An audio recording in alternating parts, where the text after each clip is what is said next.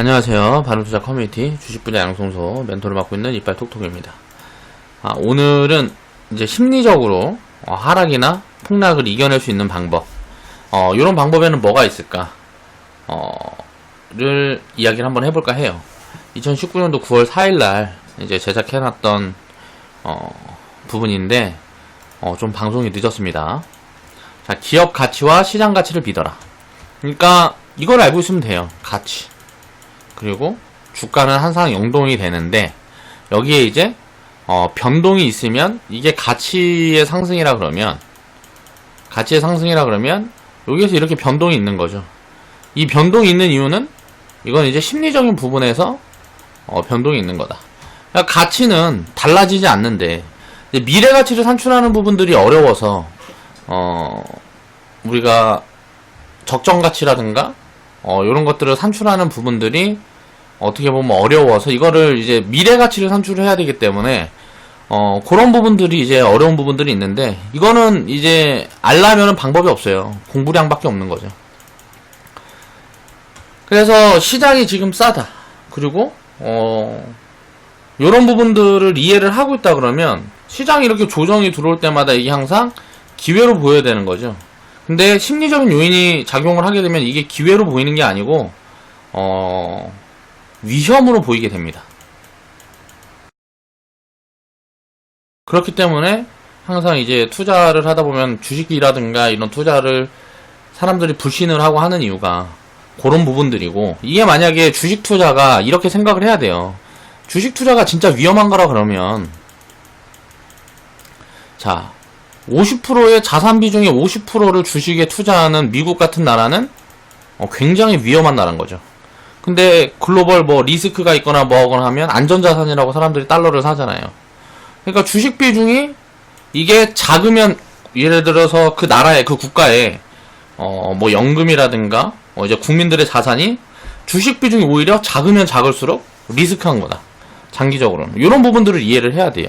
그런 이유는 간단합니다. 우리가 세금을 내고 무슨 대부분의 돈들은 수익을 창출하는 대부분의 돈들은 기업이 창출을 하는 거예요. 일반 개인들이 창출하는 게 아니라는 거죠. 그럼 주식은 뭐냐? 주식이라는 건 뭐냐?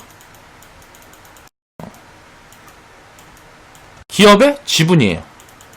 지분이라는 건 뭐냐? 이 기업의 소유권이란 말이에요. 그러니까 요런데 기업의 소유권에 투자를 하는데 이 변동성을 위험이라고 생각하는 거는 굉장히 단기적인 스탠스인 거죠. 이런 스탠스를 지속을 하게 되면 장기적으로 큰 수익을 만들어낸다는 게 불가능하다는 거예요. 그래서 이런 부분들을 이해를 하면 리스크 구간에 그렇게 공포에 휩싸일 일이 없습니다. 근데 언론이라든가 투자를 하다 보면 굉장히 공포를 조장할 때가 있어요. 언론 같은 데서 굉장히 공포를 조장할 때 사람들은 발발 떨게 됩니다. 왜? 근데 자산 가치가 떨어지는 것들이 주식시장은 실시간으로 눈에 보이기 때문에 그런 것들이 굉장히 공포스러운 거죠. 주택 같은 경우에 내가 집에서 살고 있는데 주택 가격이 예를 들어서 2분의 1로 떨어진다고 쳐요. 그러면은 내가 살고 있는데 여기서 집을 팔 거냐고, 이런 게 아니라는 거지. 근데 주식은 항상 왜 또 이렇게 빠지고 있을 때는 팔고 싶어도 팔지도 못해요. 매물이 많아서. 그런데 우리가 주식 같은 경우는 아무 때나 팔 수가 있으니까 요런 공포심에 항상 헛손질이 나가는 거라는 거죠. 그런 부분들을 이해를 하면 심리적으로 하락이나 폭락을 이겨낼 수 있다. 그리고 그런 것들이 나중에 어떻게 변하는지, 그런 리스크들이 나중에 어떻게 변하는지를 이거 경험으로 이제 습득을 해야 되는데, 처음에 투자를 시작하면 이 경험이 없기 때문에 간접 경험을 해야 되는 거죠. 간접 경험을 하는 거는 어떤 공부가 있을까요? 그동안 우리가 아는 기업들이 주가가 어떻게 변해왔는지 그런 것들을 살피면 이걸 간접 경험을 할 수가 있다는 거예요. 그래서 그런 부분들을 이야기를 해보면서 오늘 이제 삼성전자의 한 20년의 변화를 이야기를 해보겠습니다. IMF 때 삼성전자도 75% 폭락했습니다. 그리고 나서 이제 어떻게 됐는지 보자고요, 우리가. IMF가 오기 전에 2015년부터 이미 버블이 있었겠죠. 시장에 버블이 있었으니까 이 당시에도 무슨 300원, 400원에서 2,000원까지 한 600%, 700% 올라왔네요. 700% 올라오고 70% 빠지는 거예요. 그러니까 요때 이제 뭐 버블이 있었던가 뭐가 있었겠지. IMF 이전에는 기업들도 이제 우리나라 전체 시장을 보면 기업들도 부채 규모가 굉장히 많았고, IMF가 터진 다음에 우리나라가 이제 IMF에다 돈을 빌려가지고 이제 뭐 재정 건전성을 확보를 하면서 이제 지금까지 이제 온 건데, 요런 부분들을 이제 과거를 돌아보면서 보면 요런 것들이 다 보인다는 거예요. 그러니까 3년간 거의 뭐 삼성전자는 74% 폭락을 했어요. 3년 동안 예를 들어서 여기에서 투자한 요 1년, 2년에 투자했던 사람들은 어떻게 됐을까요? 90% 이상은 여기서 다 털렸겠죠. 그쵸? 90% 이상은 여기서 다 털렸단 말이에요. 삼성전자가 그 망할 만한, 이제 IMF 때 망할 만큼의 재무 구조를 갖고 있었을까를 살펴보면, 그때 자료를 저는 이제 지금 꺼내볼 수는 없으니까 그걸 이제 찾아보지는 못하겠는데, 그렇지 않았을 거라고 생각을 해요. 이때는 저도 이제 뭐 주식 투자를 하고 있고 뭐 그러지가 않았던 구간이었기 때문에 자세하게 살펴볼 그런 부분들에 대해서 알 수는 없지만, 그러니까 내가 직접 투자했던 경험들은 없지만 요런 데이터들을 돌려보면서 그런 경험들을 간접적으로 해봤다는 거죠. 그리고 이제 2,600원에서 652원까지 빠졌어요. 그렇게 이제 3년의 고난의 생활을 보내면서 고난의 세월을 지난 다음에 이게 어떻게 됐을까? 자, IMF 때 박살난 다음에 이제 닷컴 버블이 와서 이제 1000%가 폭등을 했단 말이에요, 삼성전자는. 근데 이때도 이제 이슈가 있었던 거죠. 이때 또 버블이 꼈어요, 닷컴 버블 때. 삼성전자가 버블이 얼마나 껴있었는지도 역시 지금은 모르겠어요. 근데 지금 이제 바이오라든가 이런 것들은 이제 눈에 보이는데, 재무제표가 보이니까. 근데 과거에는 그런 부분들을 내가 지금 볼 수가 없으니까 이야기를 못 하겠는데, 삼성전자는 2년 동안 이제 1000% 폭등을 했는데 오른 것도 아니란 말이에요. 닷컴 버블 때 뭐 한컴 무슨 뭐 한글과 컴퓨터 뭐 100%가 아니고 1년 동안 막 100배씩 올랐어요. 100배씩, 10,000%씩. 막 심한 거는 30,000%씩 오른 것도 있어요. 1년 동안 30,000%씩 오른 종목들도 있어요. 그리고 나서 우르르 문제가 생겼죠. 닷컴 버블이 꺼지면서. 이때 시대에는 이건 이제 우리나라만 있었던 게 아니고 전 세계적으로 온라인이라는 게 이제 성장을 하면서 이거는 진짜 엄청난 뭔가 포텐을 가지고 있다 하면서 사람들이 미쳐서 발광을 했던 시기죠. 그러니까 투자를 계속 지속하다 보면 요런 버블장도 계속 만나게 되고, 또 요 버블장에는 이제 가치를 판단해 놓고 근거를 놓고 이제 한다 그러면, 투자를 한다 그러면 어때요? 많이 덜어놔야 되겠죠. 그리고 버블이 껴있지 않은 투자를 해야 되겠죠. 아는 쪽에다가 자산을 보유하고 올라가는 것들을 외면하고 가야 된단 말이에요. 왜? 버블이 300배 껴있으면 어떻게 될까요? 다시 제자리로 오는 거예요. 그러니까 가치에 결국은 연동을 하는데, 심리적 요인 때문에 이런 말도 안 되는 버블도 과거에는 우리나라가 경제 규모가 그만큼 작았기 때문에 이런 버블이 있을 수 있었다는 거죠. 그럼 이때는 이제 또 버블이었는데, 지금까지 이제 성장 과정을 보면 이때 당시에 1000%인데 이게 또 아무것도 아닌 조그만 파동이 나는 거예요. 지나놓고 보니까 어때요? 자, 20년 전에 이걸 보니까 IMF 있었을 때 75%가 폭락했는데, 자, 그래프로 보면 요만큼이에요, 요만큼. 그리고 나서 닷컴 버블 1000% 올라가고 닷컴 버블 붕괴한 다음에 어때요? 버블이 붕괴됐으니까 또 이제 69%가 또 빠진단 말이에요. 그 다음에 요만큼이 또 올라가요. 그 다음에 2008년도부터는 이제 삼성전자는 거의 뭐 버블이 없던 구간이었죠. 그리고 뭐 브렉시트 때도 그렇고 미중 무역 분쟁 때도 그렇고. 그러니까 버블이 없었기 때문에 지수가 50% 이상 빠졌는데 닷컴 버블 때 삼성전자는 고점에서 연결을 해놓고 봐도 한 45%밖에 안 빠졌고, 미중 무역 분쟁 때도 지금 35%밖에 안 빠졌고, 브렉시트 때도 34%밖에 안 빠졌고. 결국은 가치는 어떻게 한 거예요? 삼성전자의 가치는 그냥 이렇게 간 거예요. 지금도 저평가 구간이기 때문에 가치는 이렇게 올라가는데 여기에서 이렇게 왔다 갔다 한 거라는 거죠. 여기에서 이렇게 왔다 갔다 한 거라는 거죠. 이러고 언제 갈까요? 이게 이제 삼성전자가 하는 사업들이 다 쇠퇴기에 돌아서고 삼성전자가 신사업을 키우지 못하고 하면 어떻게 될까요? 꺾이는 구간이 언젠가 나올 수도 있겠죠. 그 무슨 뭐 미국에 있는 GE처럼, 에디슨이 만든 회사처럼 이제 100년 만에 망했죠. 이 100년 동안 망하는 동안에 얼마나 기회들을 많이 줄까, 투자 기회들을 많이 줄까에 집중을 해야 된다는 거예요, 우리는. 그러니까 삼성전자가 그냥 20년 동안 어찌 됐나만 보면 그냥 요거 하나만 봐도 답이 나온다는 거예요. 그러면 그러겠죠. 삼성전자는 그렇게 올랐는데 그러면 빠진 것들은 어떻게 설명할 거냐, 라고 또 이야기를 하는 사람도 있을 거란 말이에요. 그래서 제가 하는 말이 이거예요. 야, 삼성전자가 87배를 올랐어요, 20년 동안. 근데 내가 전체 자산 비중의 1%만 이걸 갖고 있었다 그러면 어때요? 내가 갖고 있었던 것 중에 87종목, 예를 들어서 100종목을 갖고 있었다 그러면 87종목이 상패가 되지 않는 한 나는 수익이라는 거죠. 다른 종목들 뭐 20배 오른 종목도 있고 30배 오른 종목도 있고 또 못 오른 거는 뭐 없어진 종목들도, 없어진 기업들도 있을 거고 있을 거라는 거예요. 그 평균을 취해가는 공부를 계속 해야 된다는 거예요. 그러니까 삼성전자라는 기업도, 자, 언제 망할지 어떻게 하냐, 삼성전자가. 그렇게 말하면, 저도 그거는 그럴 가능성은 충분히 있다고 생각을 합니다. 언젠가는. 물론 지금은 아니라고 생각하지만, 언젠가는 만약에 망할 수도 있다고 생각을 해요. 제대로 대처를 못하고, 이제 뭐 투자하는 부분들이라든가 이런 게 헛발질만 계속 하고 하다 보면, 이런 큰 기업들도 망하게 되겠죠. 뭐 노키아라든가, 많죠. 이제 뭐 대기업들이 이제 망한 기업들이 많은데 그 자리를 또 어떤 다른 기업들이 계속 대체를 해갈 거라는 거죠. 그러면서 자본 규모는 결국 장기적으로 커질 수밖에 없다는 거예요, 시장은. 그걸 믿어야 돼요. 그걸 믿으니까 우리는 주식 투자를 하고 있는 거고. 역사적으로 지금 금융시장의 역사가 한 200년 정도 됩니다. 200년 정도 되는 걸로 알고 있는데, 이제 영국 같은 경우를 보면 어때요? 200년 동안 계속 성장을 했어요. 앞으로 200년 후에는 성장을 안 할까? 계속 성장을 할 거라는 거죠. 그러니까 이런 역사들이 데이터가 없을 때는 굉장히 시장이 교란도 많고 그랬겠죠. 근데 이런 것들이 조금씩 건전해지고 뭐하고 하면서 사람들이 이제 깨우쳐 가고 있다는 거예요. 한국 시장은 왜 기회가 있을까? 생각을 해보면, 전 세계적으로, 한국 시장은, 자, 정치 테마 같은 게 움직인다고 합니다.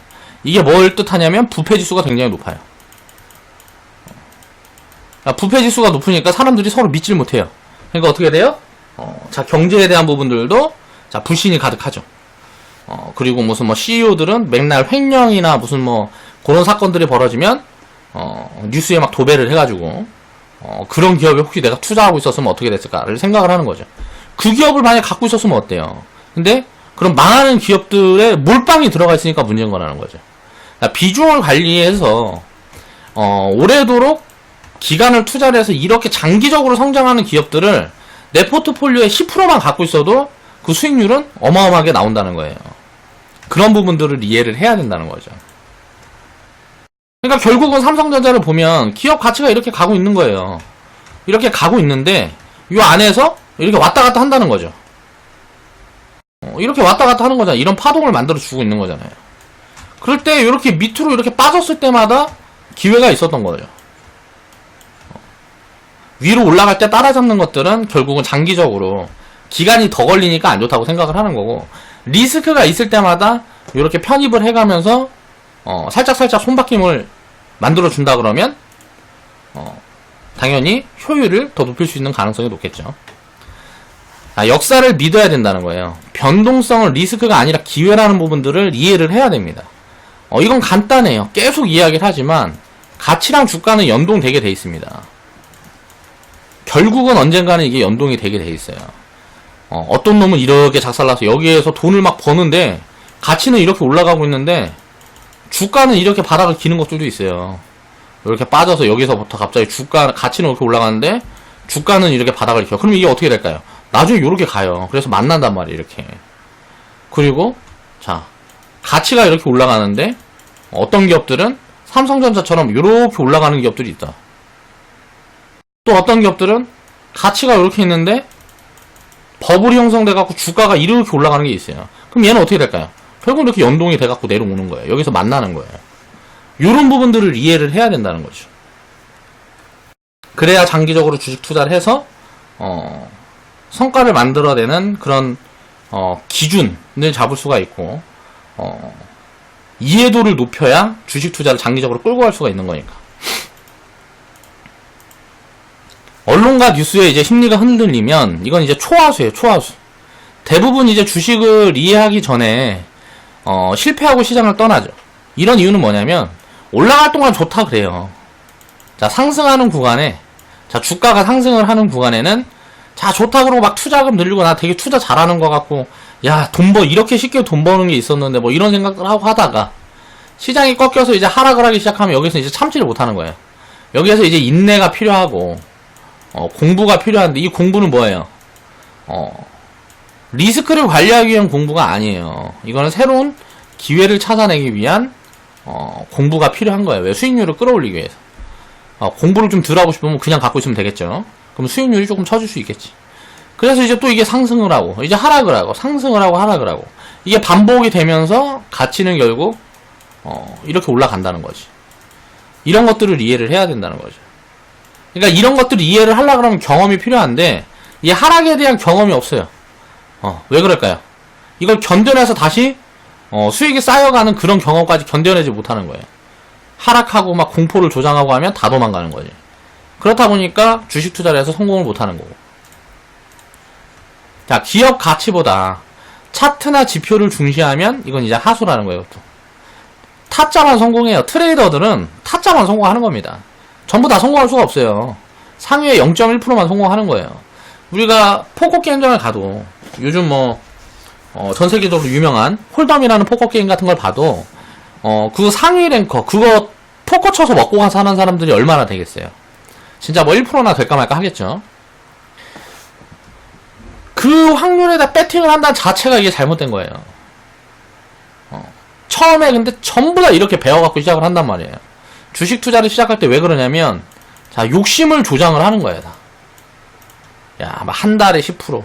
무슨 좀 굉장히 허황된 목표 수익률을 책정을 해요. 그리고 나서 그게 만들어지지 않았을 때 이제 급하게 이제 실망을 하는 거죠. 그러면서 이제 시장을 비관하고 경제에 대한 비관을 하고 주식시장을 떠나는 거예요. 그러니까 이런 부분들은 처음에는 이렇게 시작을 할 수 있지만 나중에 이제 깨우쳐야 되는데, 막 20년 동안 했는데 내가 그러니까 100만 원 갖고 노는 거야. 투자를 했다 그러는 사람들 중에 20년 동안 투자를 했대. 근데 뭐 100만 원, 1000만 원 갖고 노는 거예요, 그냥. 계속 샀다 팔았다 하면서 20년 동안 그러고 놀고 있는 거야. 그러면서 옛날에 내가 뭐 20년 전에, 10년 전에 매매했었던 종목들은 그냥 가만히 갖고 있었으면 무슨 뭐 10배, 20배 가 있는데, 뭐 10배, 20배, 무슨 뭐 100배 막 이렇게 가 있는데, 나는 계속 10%, 5%, 좀 심한 사람은 20%, 30%, 그렇게 단기적인 수익만 따라다니면서 매매를 하다가 결국은 본전이거나 아니면 큰 손실을 보고 그냥 게임으로 하는 거죠. 그런 사람들은 절대 자산이 커져갈 수가 없겠죠. 그러니까 이런 근본적인 부분들을 이해를 해야 된다는 거예요. 자, 삼성전자가 애플보다 저평가인 이유가 뭘까요? 제가 생각했을 때는 한국의 금융 문맹률이 99%이기 때문이라고 그래요. 그래서 저는 한국 시장이 굉장히 기회의 땅이라고 생각을 하는 거예요. 금융 문맹이 굉장히 높으니까. 그러니까 금융 이해도도 높여가면서 경제도 같이 성장해야 되는데, 한국은 경제만 성장해서, 한국은 괴리가 있는데 경제가 이렇게 성장을 했는데, 자, 금융에 대한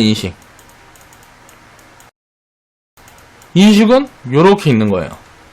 그러니까 아직 요만큼의 텀이 있어. 이 텀이 메워지기 전까지는 굉장히 매력적인 거예요. 그러니까 미국 같은 경우는 금융 문맹률이 50%라 그래요.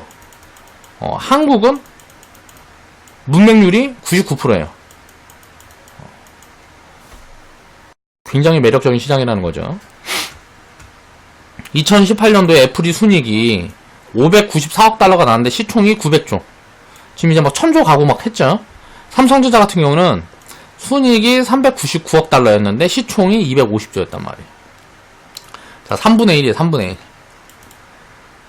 자, 애플이랑 돈 버는 걸 보면 80%를 버는데, 자, 주가는 3분의 1이에요. 그러면 이걸 가치로만 보면 어때요? 기업 가치로 보면 애플보다 훨씬 싸잖아요. 그렇죠? 애플보다 훨씬 싸다고. 그러니까 이런 부분들을 이해를 해야 된다는 거지. 그럼 한국 시장에서 돈을 빼갖고 미국 시장으로 갈 수가 없어요. 미친 짓거리예요. 그건 미친 짓거리. 싼 거 팔아갖고 더 비싼 거 사는 거잖아. 이건 정상적인 게 아닌 거라는 거지. 그러면 그 성과는 나중에 어떻게 될까요?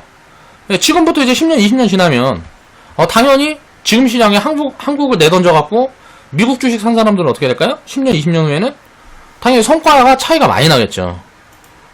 그렇게 될 수밖에 없다는 거야. 자, 역사가 증명하고 있으니까. 자, 리스크는 항상 단기적인, 자, 1년, 3년의 관점에서 지금은 이제 내가 1년에서 3년이라고 이야기를 하는 거는 사이클이 지금은 이제 3년 터울. 자, 2, 3년 터울로 사이클이 계속 반복이 되기 때문에, 이게 바닥이 아니면 무릎이었다. 요런 이야기를 하는 거고요. 역발상 투자가 이기는 이유는, 항상 사람들이 도망갈 때 이제 사고, 그러니까 도망갈 때 사던가 버티고 있고, 사람들이 막 유입이 되면서 막 좀 흥분 상태에 있는 상태에서는 비중을 많이 줄여놓고, 또 이제 사람들이 도망가길 기다리는 거죠. 그렇게 하면 주식 투자에서 실패할 수가 없다는 거예요. 자, 리스크가 있는 구간에는 리스크를 우리가 모를 때가 위험한 거예요. 사람들이 흥분 상태에 있고 경제가 굉장히 좋아. 그때는 이제 리스크가 눈에 보이진 않는단 말이에요. 또 리스크 요인이 나와도 무시를 해요.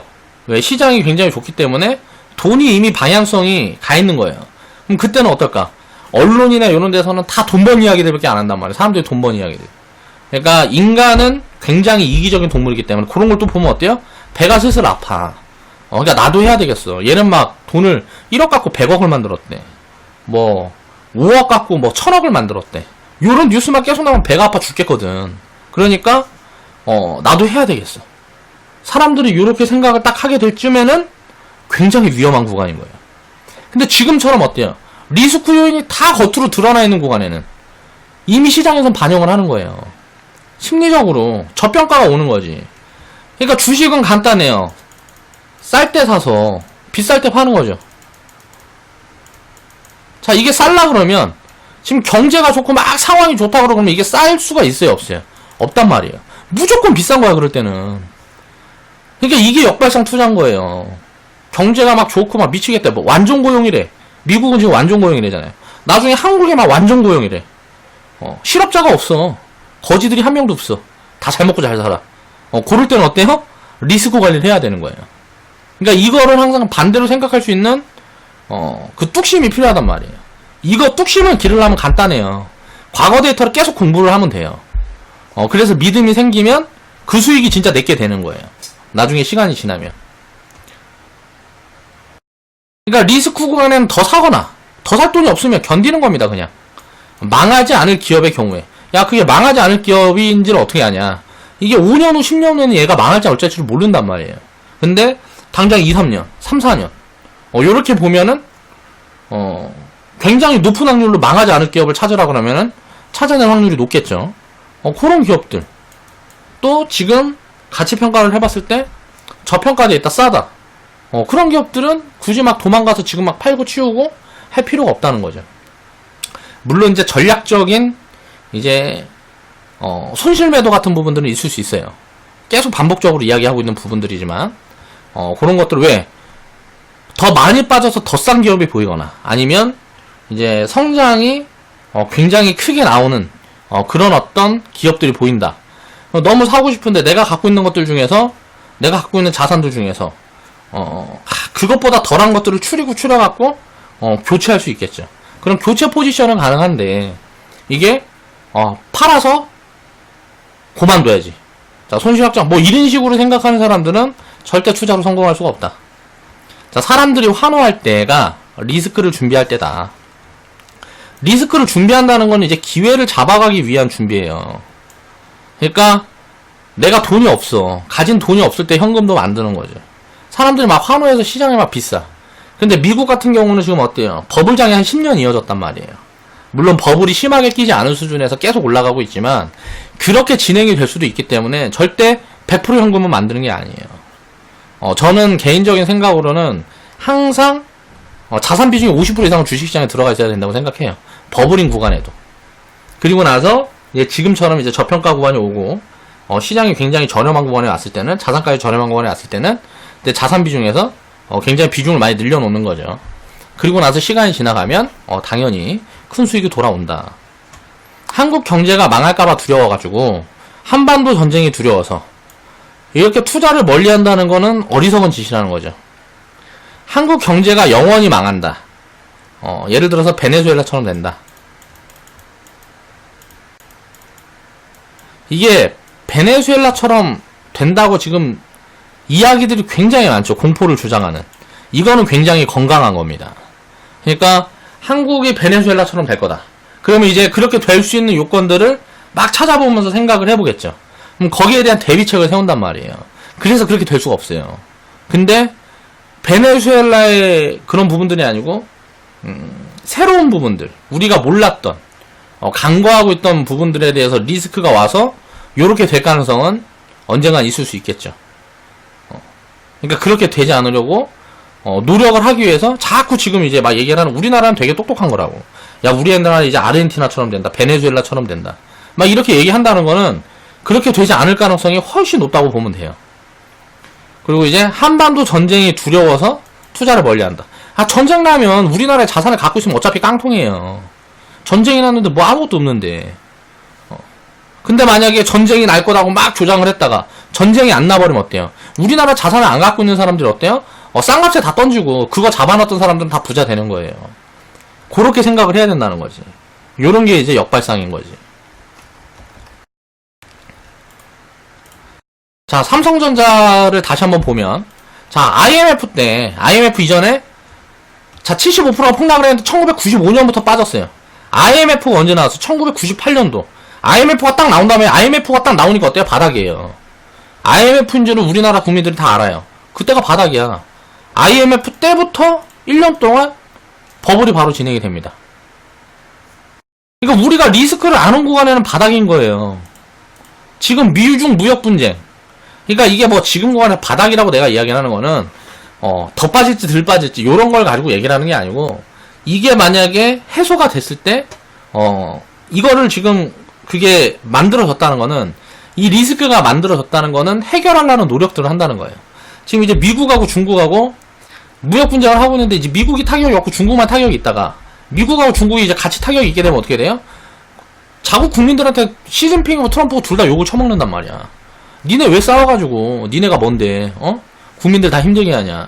그런 것들이 비난 여론이 일고, 그게 심해지면 어떻게 돼요? 해결이 되는 거예요.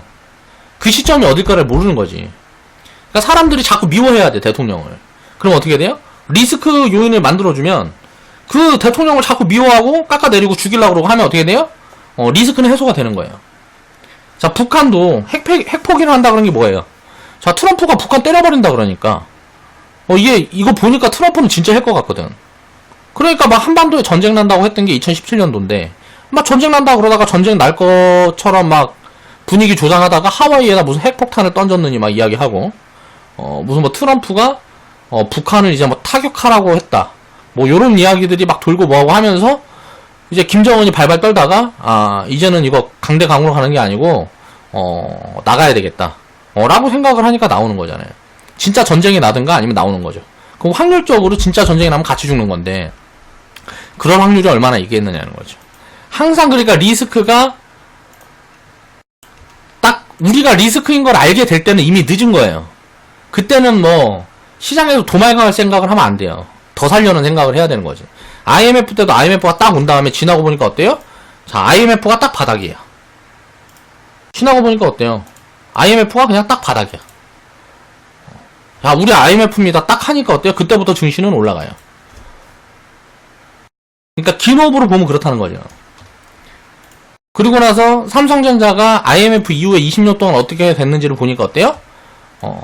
자, 이렇게 올라가면서 변동성을 줬지만, 이게 작은 변동성 같지만 마이너스 75%, 마이너스 69%, 마이너스 45%, 마이너스 30%, 마이너스 30%.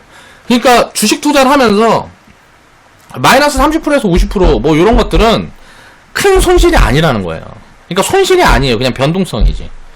그냥 더 싸게 살 수 있는 기회다.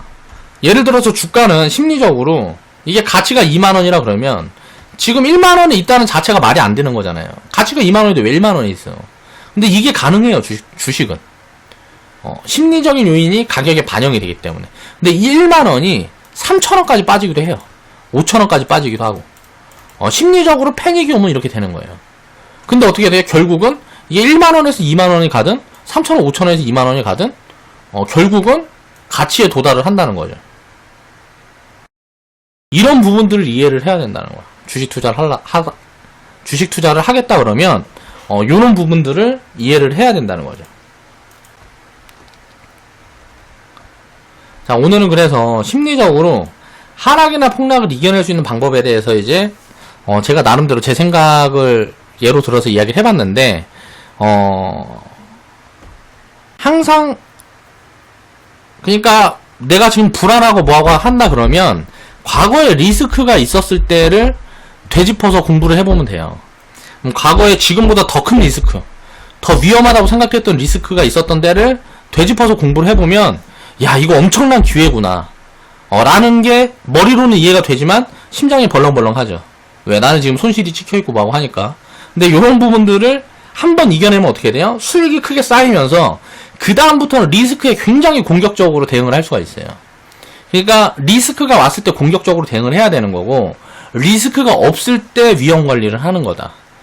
그런 역발상적인 관점으로 생각을 할 수 있어야 이제 부를 이룰 수가 있다. 왜냐면 전 세계에서 1%의 부자가 전 세계에 있는 자산의 90%를 소유하고 있다고 해요.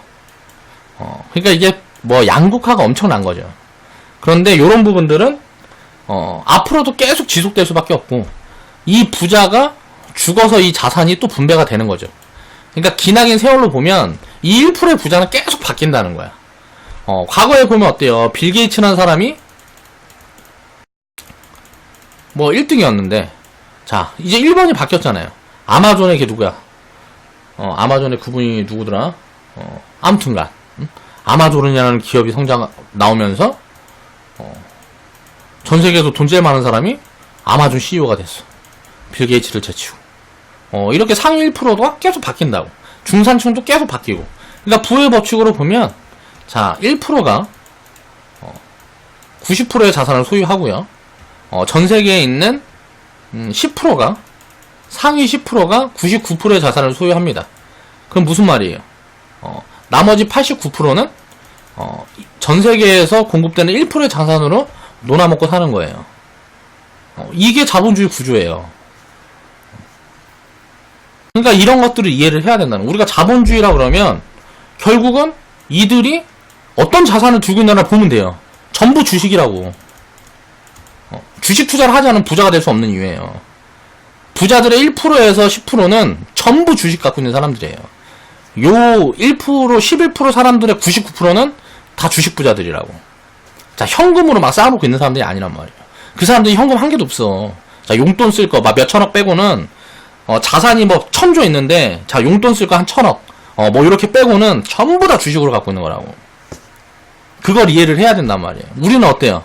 자, 돈이라고는 개뿔 100만원 밖에 없는데 100만원이 전부 다 은행에 들어가 있잖아요. 그러니까 전부 그 지수밖에 없는 거예요. 그래갖고 전 세계에 있는 인구의 89%는 1% 자산을 놀아먹고 있는 거고, 99%의 자산을 11%의 부자들이 다 갖고 있다고. 부자가 되려면 어떻게 해야 돼요? 자, 이들이 하는 거, 이들이 가지고 있는 자산을 가지고 있어야 돼요. 그러면 여길 기웃기웃 할 수 있는 거야. 자, 오늘 방송은 여기서 마무리하겠습니다.